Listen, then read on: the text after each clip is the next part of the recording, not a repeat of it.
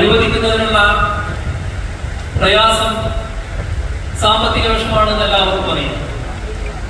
എന്നാൽ ഫലപ്രദമായ നടപടി ആ കാര്യത്തിൽ സർക്കാർ സ്വീകരിക്കാൻ പോവുകയാണ്.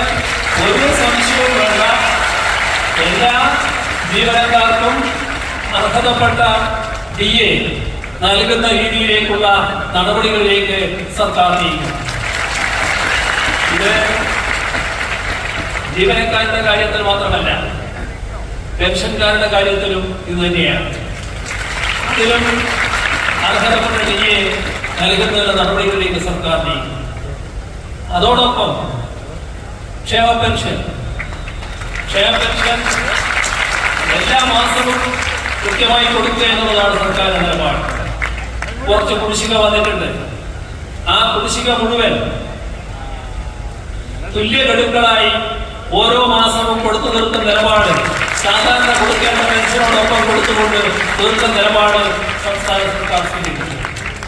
ഈ തരത്തിലുള്ള നടപടികൾ സ്വീകരിക്കാൻ തന്നെയാണ് സർക്കാർ ഉദ്ദേശിക്കുന്നത്.